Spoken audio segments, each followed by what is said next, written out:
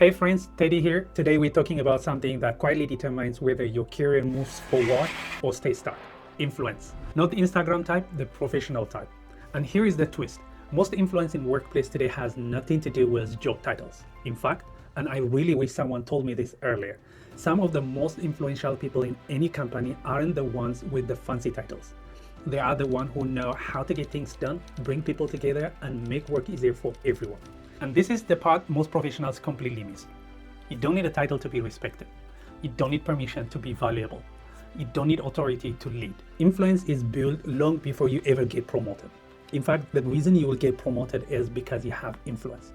And in today's video, I'm going to walk you through the exact 5-way progression that help build influence from exactly where you are without being pushy, political, or faking confidence. So let's jump on it.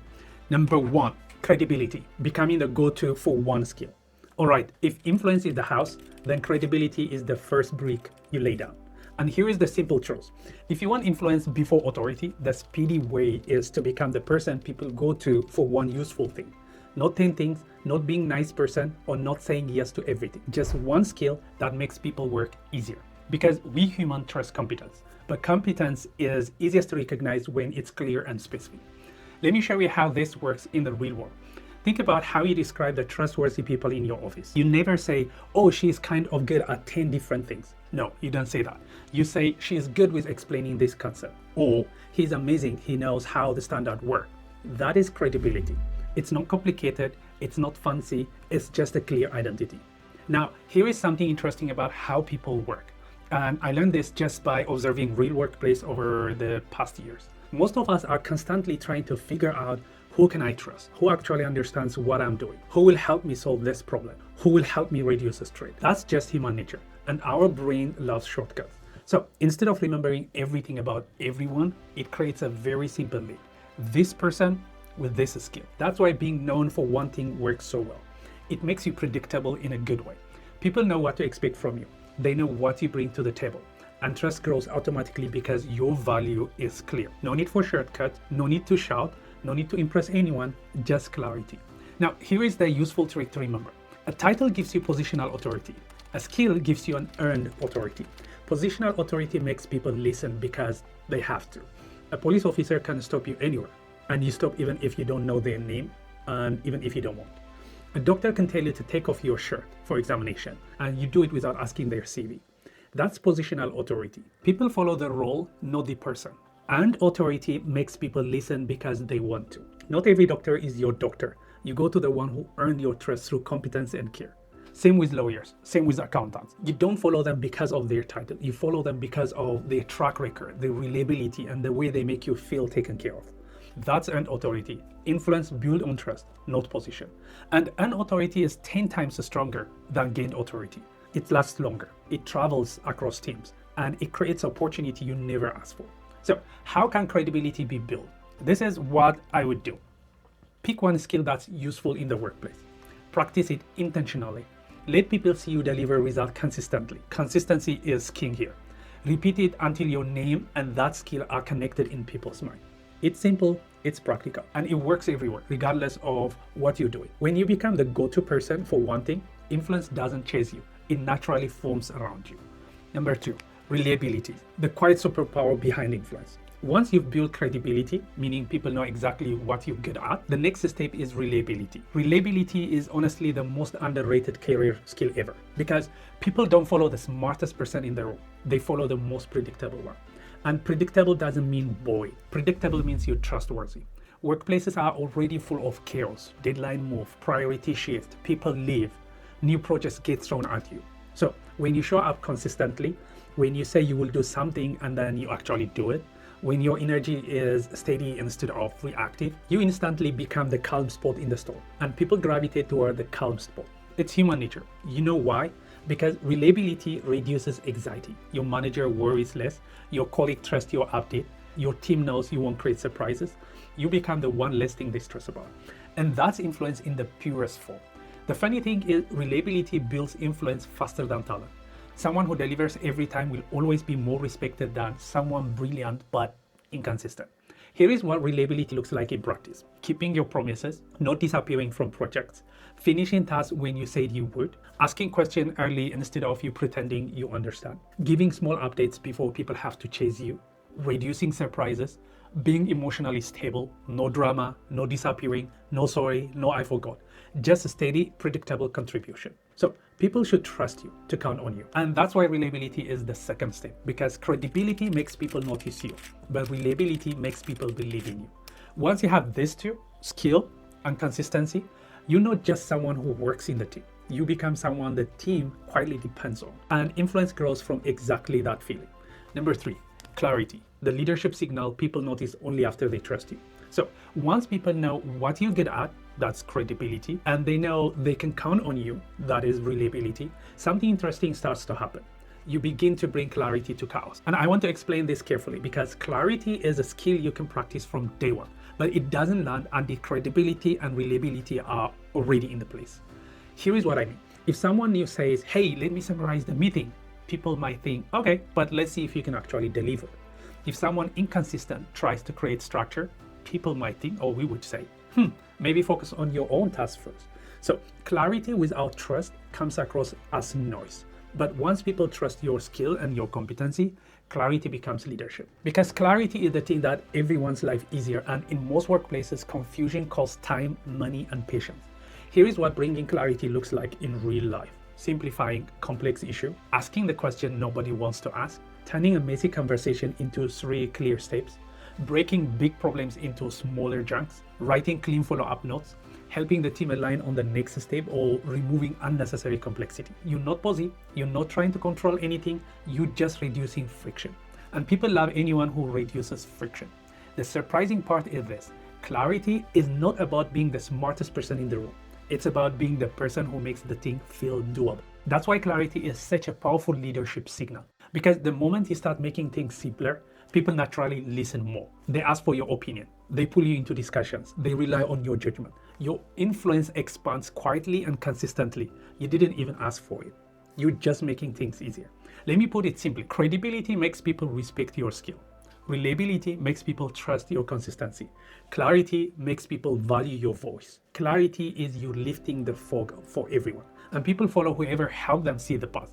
This is where you shift from being a team member to being someone people look to. And the best part, you don't need a title for any of this. Number 4, smart ideas. Now, let's talk about ideas because this is where influence either grows or quietly dies. Most people think influence means sharing big ideas, bold ideas, ideas that impress everyone. But here is the truth. Big ideas create big resistance. Small ideas create momentum, and momentum builds influence. What do I mean? Let me explain. In most workplaces, people are already overwhelmed. They are juggling deadlines, they are trying to solve problems, dealing with change, and trying to stay balanced. So when you come in with, we should change this process, their brain goes straight into survival mode. Nope, too much, not now, we're not going to do it now. Even if your idea is brilliant, it's not about the idea, it's about the friction attached to the idea. So the smart way to build influence with ideas is to remove the friction by making your ideas feel small, safe, and testable. Instead of proposing a full solution, you propose a pilot, a trial, a 2-week experiment, or a 1-team test. This is called a low-risk idea.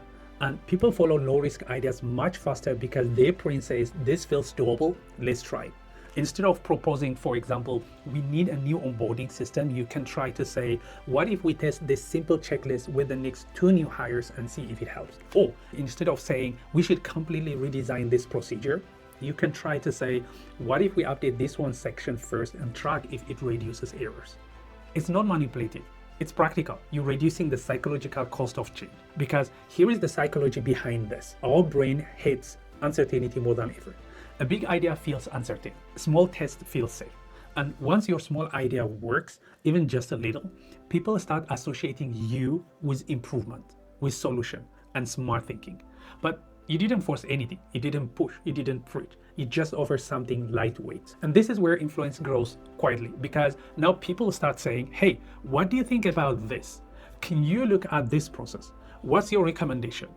You become the person others want in the room when decisions are made, not because of authority, but because of value.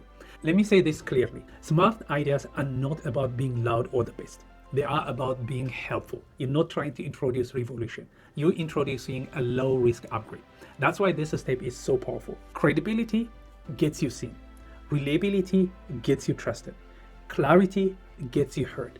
But smart idea, they get you invited. This is the moment you become part of shaping a direction without ever asking for permission. Number 5, presence, the silent language of leadership. So after credibility, reliability, clarity, and smart ideas, that's one last ingredient that quietly amplifies everything you do, your presence.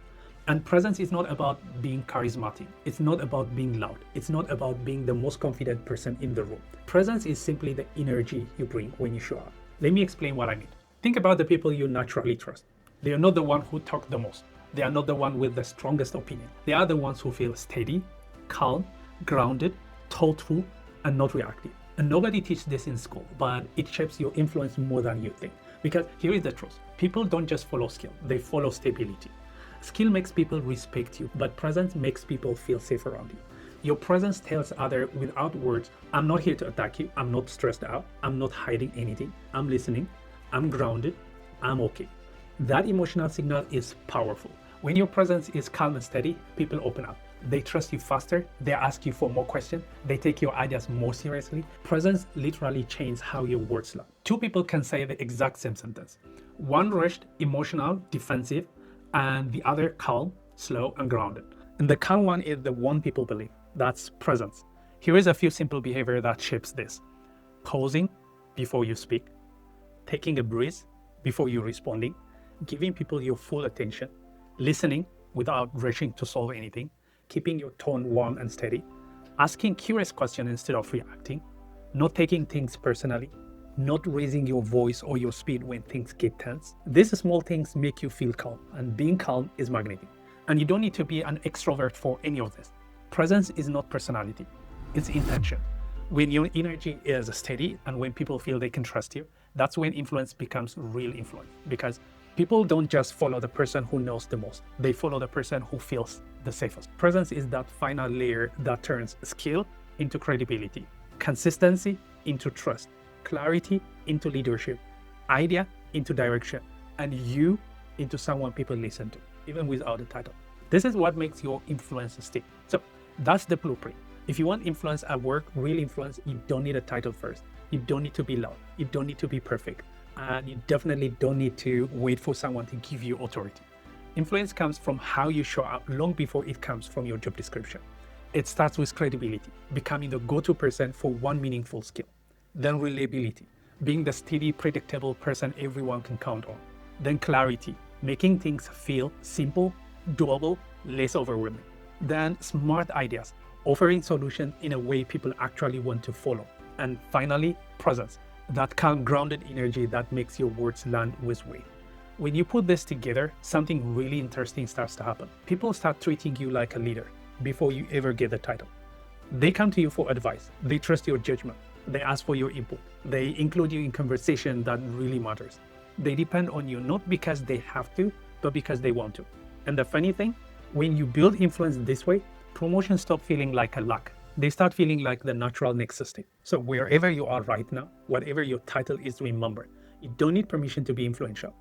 You can start exactly where you are, with one skill, one act of consistency, one moment of clarity, one small idea, one calm response. That's how influence grows, quietly, gradually, and then all at once.